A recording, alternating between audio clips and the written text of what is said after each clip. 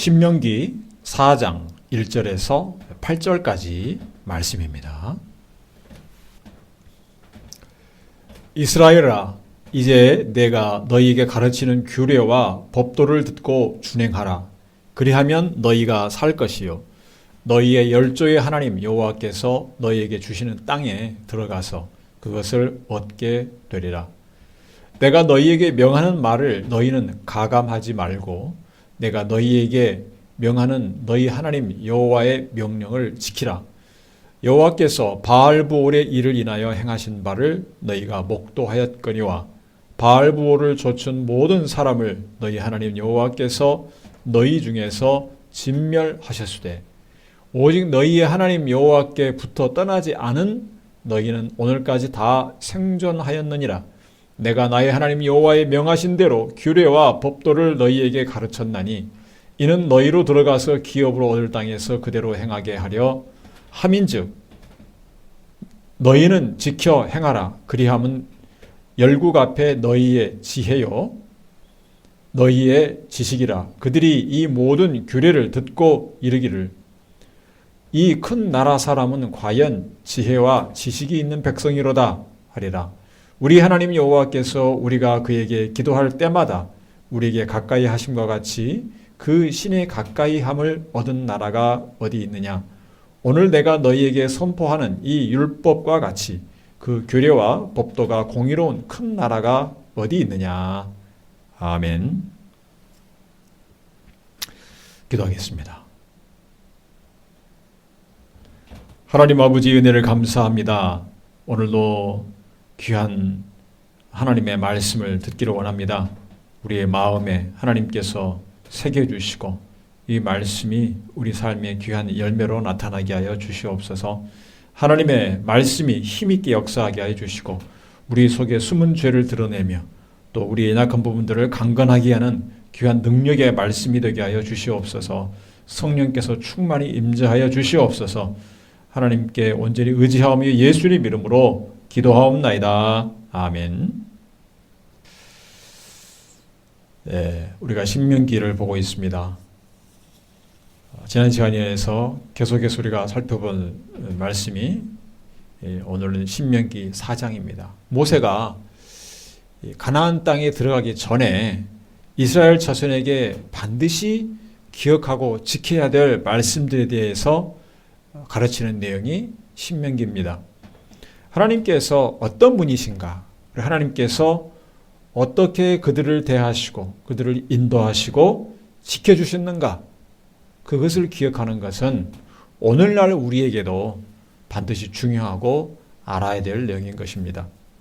오늘 본문에서 우리가 배울 것은 첫째로 말씀을 지키는 것은 살기 위한 것이다 라는 것입니다. 살기 위해서라도 말씀을 지켜야 된다. 오늘 본문 말씀 1절을 보면 이스라엘아 이제 내가 너희에게 가르치는 규례와 법도를 듣고 준행하라. 그리하면 너희가 살 것이요 너희의 열조의 하나님 여호와께서 너희에게 주시는 땅에 들어가서 그것을 얻게 되리라. 아멘. 모세가 가르치는 율법은 하나님께서 주신 것입니다. 하나님께 정하셔서 이스라엘로 하여금 지켜 행하도록 규정한 것입니다. 이스라엘 백성은 하나님의 백성으로 언약을 통해서 삼음을 받았습니다. 하나님께서 이스라엘을 하나님 백성으로 삼으셨습니다. 말씀을 지키는 것이 살고 죽는 문제인 것을 오늘 모세는 강조하고 있습니다. 그렇다면 모세의 말은 과장인가? 왜 그렇게까지 말을 하는가? 그렇지 않습니다. 과장이 아닙니다. 우리가 성경에 있는 말씀들 중에 세상 사람들에게도 알려진 말씀이 몇 개 있는 것을 알고 있습니다. 예를 들면 남을 구제할 때 오른손이 하는 일을 왼손이 모르게 하라. 참 사람들도 불신자도 아는 말씀들입니다. 왜냐하면 참 선행을 하면서 남이 모르게 하는 그런 것이 미덕이 되는 말씀이기 때문에 참 공감하는 말씀으로 간주될 수 있습니다. 또 원수를 사랑하라. 이 말씀을 지키는 것은 어렵지만 그것을 지키는 사람은 세상에서도 칭찬합니다. 어떻게 원수를 갚지 않고 사랑할 수 있는가? 크게 인정할 만합니다.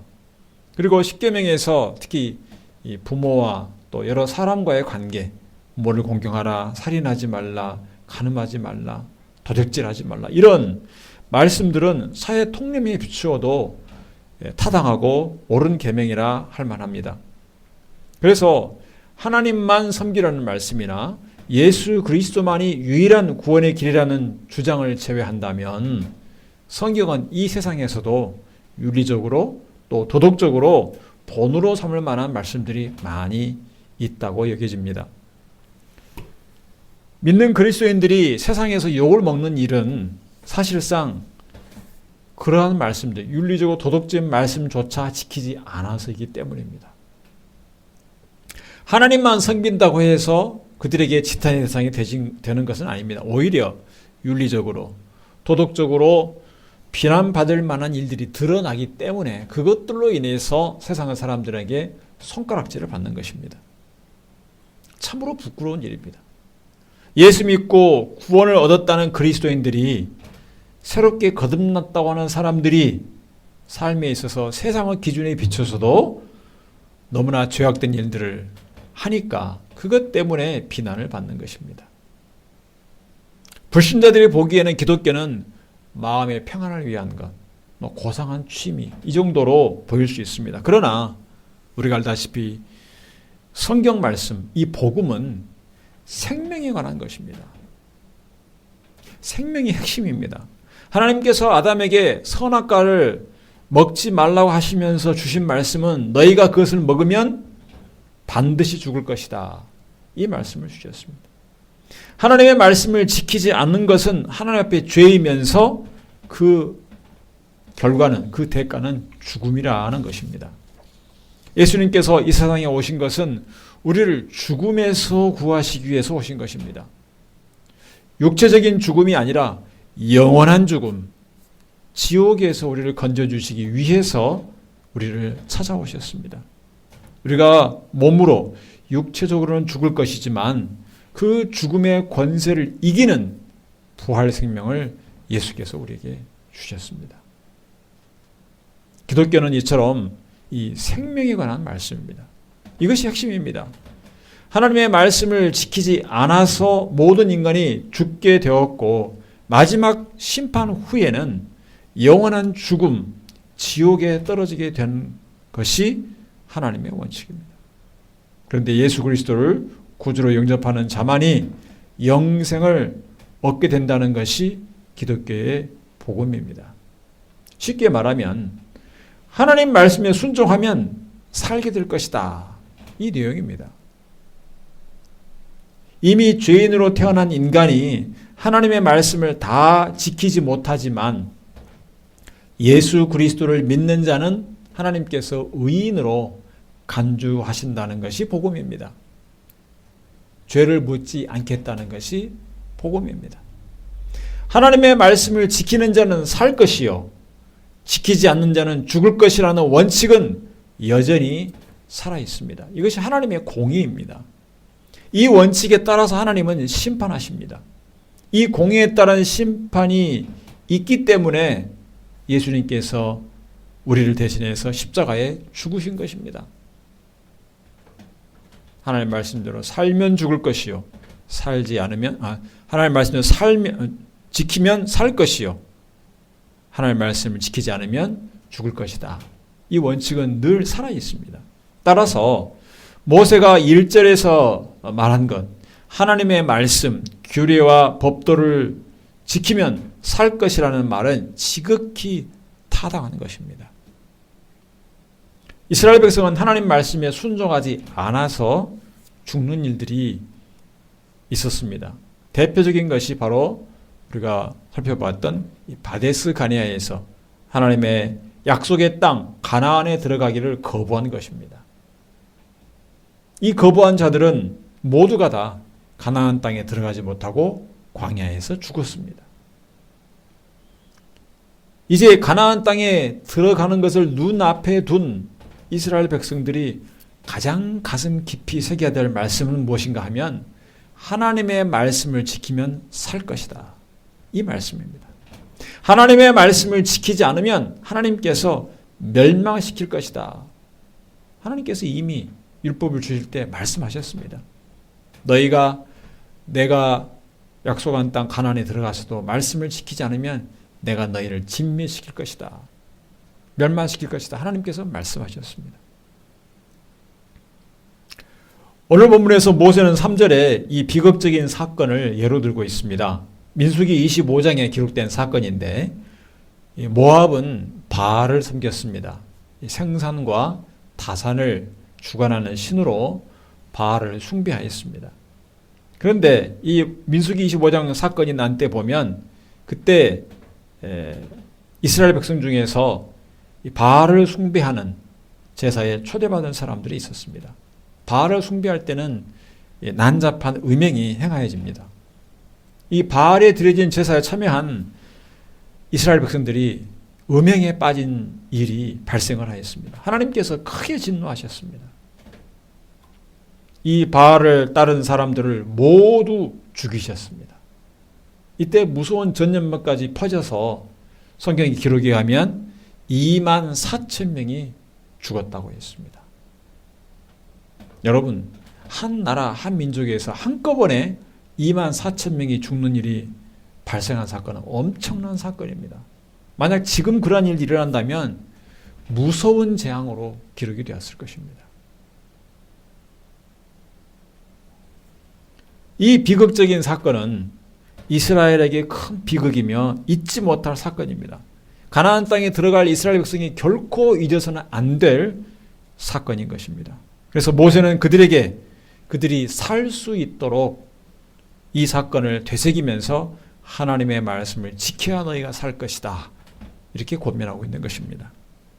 이것은 지금 우리에게도 하나님의 말씀이 생명의 말씀인 것을 다시 한번 가르쳐주는 말씀입니다. 여러분, 예수 그리스도야말로 말씀이 육신이 되어 이 세상에 오신 분입니다. 요한일서 1장 1절 말씀을 보면 태초부터 있는 생명의 말씀에 관하여는 우리가 들은 바요 눈으로 본 바요 주목하고 우리 손으로 만진 바라. 사도 요한이 말한 것은 예수님이 곧 생명의 말씀이다는 것입니다.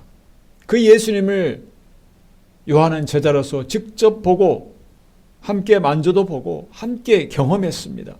그래서 그 증인으로서 지금 고백하고 있는 것입니다.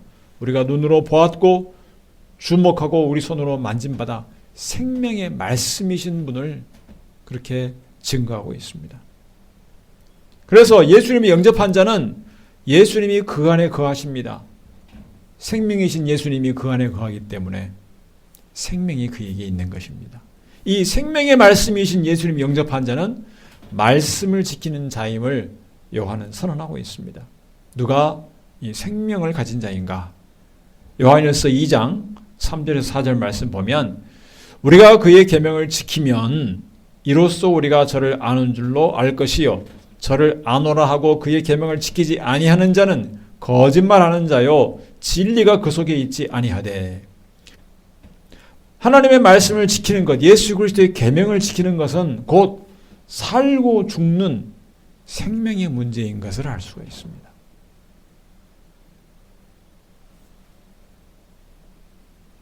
하나님의 말씀을 지키는 것은 하면 좋고 안 해도 크게 상관이 없다. 이런 아니라는 생각을 버려야 됩니다. 늘 하나님께서 우리에게 말씀을 주십니다. 설교를 통해서 성경 읽을 때마다 개인 묵상 때마다 우리에게 말씀을 주십니다. 그 말씀은 생명의 문제입니다. 예수 믿고 천국에 갈 보장은 얻었으니까 이제는 말씀을 좀 덜 지켜도 괜찮을 것이다. 이런 생각이 죄에 대해서 우리 자신을 무디어지게 만듭니다. 무감각하게 만듭니다. 회개하지 않고 그대로 방치되어 있는 죄, 반복되는 죄, 그냥 무디어지게 만듭니다. 여러분, 그때마다 여러분이 정말 예수 그리스도를 마음에 영접한 자인가 스스로 돌아보시기 바랍니다. 내 안에 예수 그리스도의 생명이 있는가? 그 말씀이 살아있는가? 여러분 안에 예수 그리스도가 없으면 여러분은 예수 믿는 자 아닙니다. 예수님이 영접한 자이면 예수님께서 여러분 안에 살아 계실 것입니다. 예수님은 생명의 말씀이신 성자 하나님이십니다. 그 말씀을 지켜 행하는 것은 우리가 우리의 목숨처럼 생명처럼 여겨야 하는 것입니다. 예수님께서 사단에게 시험을 받으실 때 어떻게 이기셨습니까?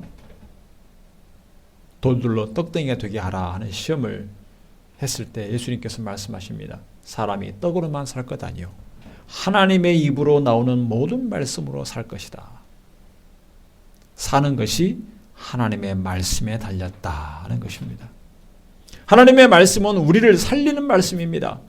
우리가 먹은 음식이 우리 몸을 살리는 것이라면 하나님의 말씀은 우리의 영혼을 살리는 것입니다. 우리의 몸은 결국 때가 되면 늙고 병들고 때가 되면 결국 기력을 잃어서 죽음에 굴복하게 되어 있습니다. 우리 모두 죽습니다. 그러나 하나님의 말씀은 죽음을 통해서 흙으로 갈 수밖에 없는 몸을 가지고도 죽음의 권세에 담대하게 맞설 수가 있게 하는 것입니다. 왜냐하면 우리 안에 진정한 영원한 생명이 있기 때문에 죽음을 두려워하지 않게 만드는 것입니다. 이 세상 사람들은 살아남기 위해서 우리의 몸에 필요한 것들을 얻기 위해서 생존을 위해서 돈을 벌려고 많은 수고와 노력을 기울입니다. 경제가 어려울 때면 더 열심을 내서 투잡, 쓰리잡 하면서 열심을 다합니다. 몸이 살아남기 위해서. 그러나 지옥에 가게 될 영혼들을 위해서 무엇을 하고 있습니까? 참 생명을 얻는 길은 하나님의 말씀에 있습니다. 복음에 있습니다. 이 생명의 말씀이 우리를 살리는 것입니다. 물론 우리는 완전하지 못합니다. 말씀대로 살지 못한 것에 대해서 우리는 회개하고 하나님께 용서를 구해야 합니다. 하나님의 은혜가 필요합니다. 여러분의 직장에서, 여러분의 사람과의 관계, 대인관계에서, 사회에서, 가정에서 말하고 행하는 모든 것에서 참되게 살기 위해서는 하나님의 말씀에 순종하기를 힘써야 하는 것입니다.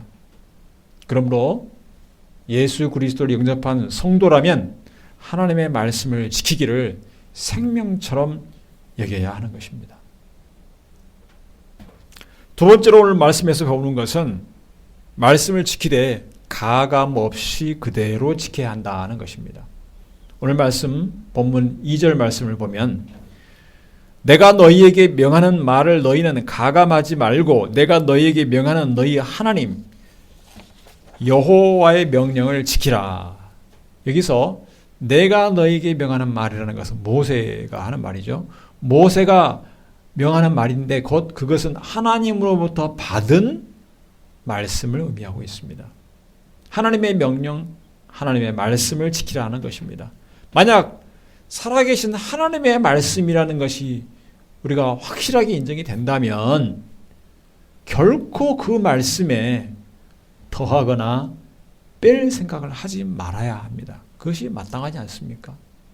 지극히 높으신 하나님의 말씀이 우리가 무엇을 보태거나 뺄 수 있겠습니까? 상상을 할 수가 없습니다. 만약 대통령이 공무원에게 지시한 명령은 대통령의 권위가 실린 것입니다. 그 명령을 무시하는 것은 곧 대통령을 무시하는 것입니다. 하나님의 말씀의 권위는 하나님의 권위를 가지고 있습니다. 그 말씀을 무시하는 것은 곧 하나님을 무시하는 것입니다. 그래서 하나님께 주신 말씀에 무엇을 더하거나 뺄 생각하는 것은 하나님 앞에 무례하고 교만한 것입니다. 그 죄가 심히 클 것입니다. 그런데 여러분, 하와가 사단의 유혹을 받아 죄를 지을 때 바로 그 잘못을 범했습니다. 뱀이 하와에게 하나님께서 동산의 모든 나무의 열매를 먹지 말라고 했느냐 이렇게 물었습니다. 그때 하와는 대답합니다. 창세기 3장 3절 말씀 보면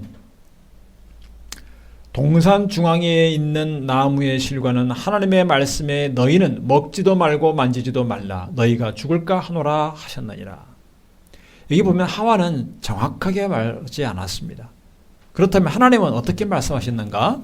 창세기 2장 17절 보면 선악을 알게 하는 나무의 실과는 먹지 말라. 네가 먹는 날에는 정령 죽으리라 하시니라. 선악이 알게 하는 나무라는 것은 하와가 말한 동산 중앙에 있는 나무를 의미합니다. 하와는 하나님의 말씀에 만지지도 말라 이 말을 슬쩍 더했습니다. 마치 더 엄격하게 하나님께서 말씀하신 것처럼 말을 했습니다. 아무리 좋은 의도라도 하나님의 말씀에 더해서는 안 됩니다. 하나님의 말씀을 정확하게 하와가 말하지 못하자 사단은 그 틈을 놓치지 않고 아니다, 결코 죽지 않을 것이다, 이렇게 시험을 했던 것입니다. 정확하지 않은 하나님의 말씀은 사단의 시험에 넘어갈 빌미를 제공합니다. 하나님의 말씀에 우리가 감히 더하거나 뺄 생각을 하지 않아야 된다는 것입니다. 말씀 그대로 지켜야 됩니다. 물론 성경에 있는 말씀이 문자 그대로 다 지키라는 말은 아닙니다. 그 말씀에 하나님께서 의도하신 바를 그대로 지켜 행하라는 것입니다. 예를 들어 예수님께서 산상수훈 중에서 만일 네 오른손이 너를 신족케 하거든 빼어내 버리라 이렇게 말씀하신 대목이 나옵니다. 만약 그 말씀 그대로 우리가 다 행한다면 아마 두 눈 다 뽑힐 사람들이 상당히 많을 것입니다. 뽑아야 할 사람들이 많습니다. 그만큼 이 죄 짓는 것에 대한 경각심을 크게 가지라 하는 예수님의 말씀입니다. 그 말씀에 의도한 바를 우리가 지켜 행해야 됩니다. 하나님의 말씀에는 엄중한 권위가 실려 있습니다. 우리가 아무리 많이 듣는 익숙한 말씀이라 해도 그 말씀을 가볍게 넘겨서는 안 됩니다. 하나님의 말씀을 대할 때는 지극히 엄숙하고 두려운 마음으로 그 말씀을 무겁게 받아들여야 됩니다. 여러분이 하나님의 말씀을 자주 묵상하고 가까이 하면 의외로 그동안 하나님의 말씀을 정확하게 알지 못했던 것들을 발견할 수 있을 것입니다. 그냥 익숙해서 대강 이러이러한 말씀이 있으려니 하고 넘어갔던 말씀 속에서 새로운 발견을 할 때가 있을 것입니다. 저는 성경 통독에서 그런 경험들이 종종 있습니다. 이런 말씀이 있었던가? 왜 그동안 몰랐을까? 하고 생각할 때가 있습니다. 자주 대하지 않는 부분들을 통독을 통해서 읽게 되니까 성경을 새롭게 보는 그런 장점이 있습니다. 그래서 새해가 되면 창세기부터 읽기 시작해서 다시 한번 기대를 갖게 됩니다. 내 기억 속에 대충 알고 있던 내용들을 새롭게 바르게 바로잡는 그런 즐거움이 있습니다. 여러분, 매일 하나님의 말씀을 묵상하는 시간도 중요합니다. 그건 하나님을 만나는 시간입니다. 하나님의 말씀을 듣는 시간입니다. 하나님께서 여러분에게 무엇을 말씀하시는가를 그 시간을 통해서 분별하기를 힘써야 합니다. 말씀 한 구절마다 깊이 생각하고 여러분에게 적용해야 됩니다. 그리고 그 말씀을 지켜 행하기를 결단해야 됩니다. 그러므로 우리는 하나님의 말씀에 더하거나 빼지 않아야 됩니다. 내게 불리하다고, 또 탐탁지 않다고, 내키지 않는다고 빼버리거나 또 스스로의 판단으로 하나님의 말씀에 무엇을 더해도 안 됩니다. 말씀을 그대로 지켜 행하면 그 말씀이 바로 여러분을 살리는 것을 경험하게 될 것입니다. 세 번째로 오늘 본문에서 배울 수 있는 것은 말씀을 지키면 큰 유익이 있다는 것입니다. 6절 말씀을 보면 너희는 지켜 행하라. 그리함은 열국 앞에 너희의 지혜요 너희의 지식이라. 그들이 이 모든 규례를 듣고 이르기를 이 큰 나라 사람은 과연 지혜와 지식이 있는 백성이로다 하리라. 이 열방 나라 민족들에게 큰 칭찬과 영광을 받게 된다는 것입니다. 여러분, 성경에서 하나님을 경외하는 것이 지식의 근본이라 했습니다. 이 지식의 근본을 알고 있기 때문에 모든 면에서 참다운 지식을 얻게 됩니다. 하나님을 경외하지 않는 지식은 참다운 지식이라 할 수 없습니다. 온 세상을 지으신 창조주 하나님을 모르고 세상을 안다고 할 수 없습니다. 여러분, 지금 첨단 과학기술이 얼마나 발전을 많이 합니까? 아마 어지러울 정도로 1년마다, 요즘에는 달마다 내용들이 바뀔 정도로 엄청난 소식이 쏟아집니다. 인공지능이 얼마나 빨리 발전하는지 개발하는 사람조차도 놀라곤 합니다.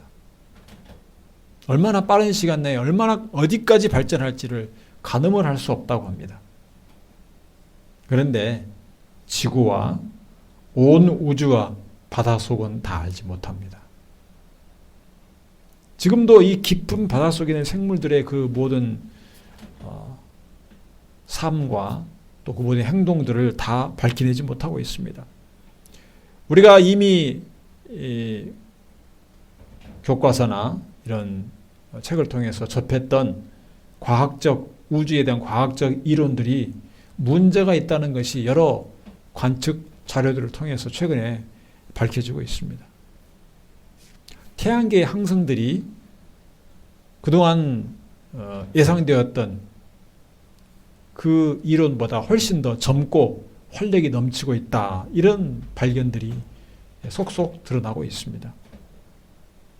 직접 촬영한 사진들을 통해서 보니까 예상과 다르다는 것입니다. 그런데도 여전히 하나님을 인정하지 않는다면 과학자들은 진화론 외에는 자연이나 생명이나 우주를 설명할 대안이 없습니다. 정말 딱한 처지입니다. 하나님을 인정하지 않는다면 아무것도 진화론만 빼놓고는 설명할 길이 없는 것입니다. 그래서 어쩔 수 없이 진화론을 택하는 것입니다. 그리고 모든 과학적인 발견들을 거기에다가 꽤 맞추는 것입니다. 과학기술의 발전에 우리가 잘 알다시피 수학이 큰 가장 기본적인 핵심 역할을 하고 있습니다. 그런데 제가 얼마 전에 동영상을 보니까 거기에 수학자가 여러 과학자들과 함께 대담하는 내용이 나왔는데, 요즘에 수학자들이 큰 난관에 봉착해 있다고 합니다. 그 내용들은 조금 복잡한 내용이지만 그냥 쉽게 생각해도 수학이 완전하지 않다는 것은 우리가 알 수 있습니다. 여러분, 중학교 수학에서 유리수, 무리수를 배웁니다. 존재하지만 정확하게 숫자로 규정할 수 없는 것을 무리수라고 합니다. 만약에 원의 지름이 정확하게 1m라면 그 원의 둘레는 우리가 정확하게 알 수가 없습니다. 반대로 우리가 정확하게 길이를 잰 한 3m인 길이인 어떤 그런 줄로 원을 만들면 그 원의 지름은 정확하게 알 수가 없습니다. 수학적으로 알 수 없습니다. 그래서 그걸 모르기 때문에 그 값을 그냥 기호로 파이 이렇게 나타내는 것입니다. 우리가 알 수 없는 무리수이지만 존재는 하기 때문에 그것을 표현하는 것입니다. 그런데 우리가 삶에서 얼마나 이 원을 많이 사용합니까? 여러분, 밖에 다니는 자동차나 자전거나 오토바이나 모든 것이 바퀴를 사용합니다. 그릇은 또 없었습니까? 그릇이 원의 모양이 얼마나 많습니까? 컵이나. 그렇게 가까이 자주 사용하는 것이면서도 우리가 그 원리를 정확하게 우리의 지식으로 파악할 수 없는 것들이 많은 것입니다. 그 이치를 다 완전하게 모르는 것입니다. 더 간단한 예를 볼까요? 여러분, 빵이 하나 있는데 그것을 세 명이 똑같이 나눠 먹기 위해서 수학적으로 정확하게 3등분 하고자 하면 영원히 끝나지 않습니다. 1 나누기 3은 계속 0.3333 무한히 계속됩니다. 끝나지 않습니다. 인간이 만든 이 십진법의 숫자의 개념으로 알 수가 없는 것입니다. 여러분, 이처럼 이 단순한 사실 속에서도 인간이 가진 지식이, 그 학문이 얼마나 허점이 많은 것을 우리가 알 수 있습니다. 그래서 창조주 하나님 앞에 겸손한 것이야말로 지식의 출발점이고 지식의 마침표가 될 것입니다. 하나님이 주신 율법은 다른 민족이나 다른 나라의 법보다 훨씬 탁월합니다. 살인, 간음, 도적질을 금하는 것은 인간의 다른 제도와 법에서도 금지되고 있는 것이긴 합니다. 그러나 율법에 있는 이 도피성 제도, 놀라운 제도입니다. 실수로 빚어진 남을 해치는 자들을 보호하는 장치입니다. 또 희년 제도는 어떻습니까? 땅의 주인이 사람이 아니라 하나님이심을 전제로 하는 것입니다. 땅을 사람이 소유권을 주장하니까 그로 인해서 수많은 불행한 일들이 발생하지 않습니까? 사람과 땅에게 안식을 주고 회복하게 하는 것이 바로 이 희년의 놀라운 제도입니다.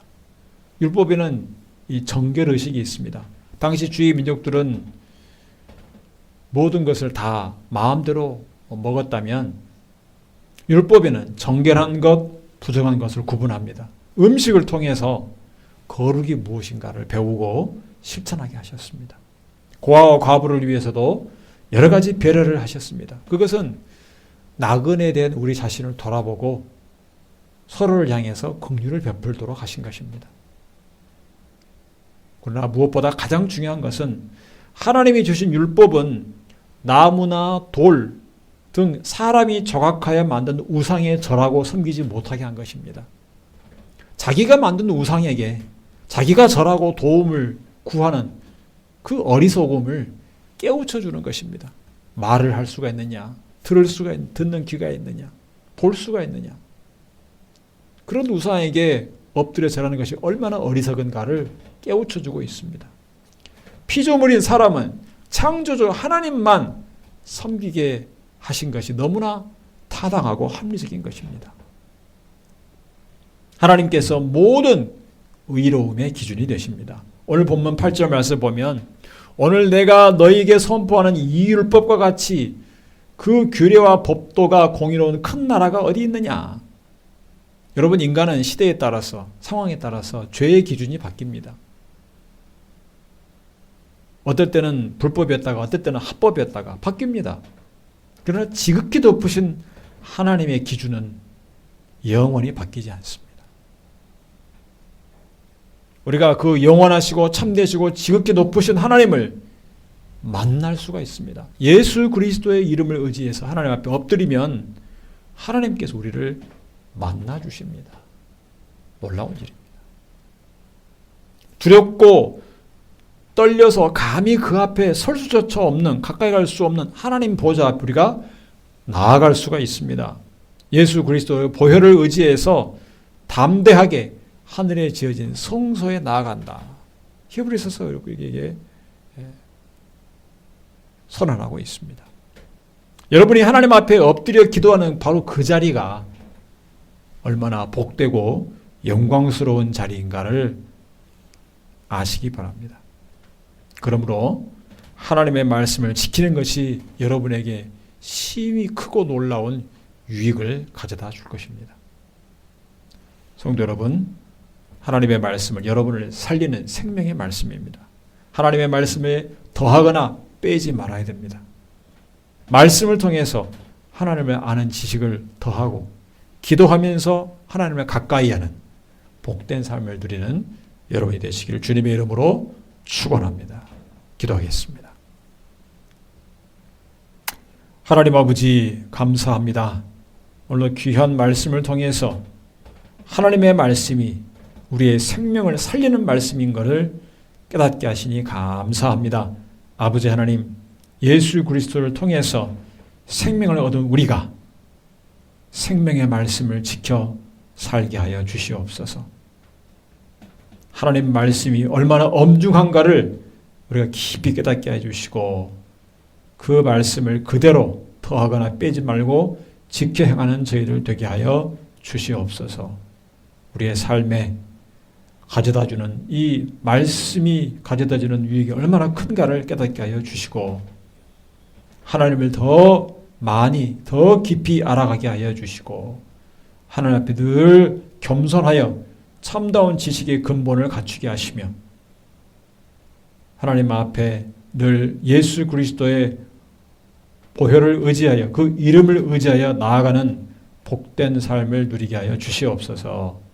매일 삶 속에서 말씀을 지켜 행하는 풍성한 열매가 맺혀지게 하여 주시옵소서. 예수님 이름으로 기도하옵나이다. 아멘.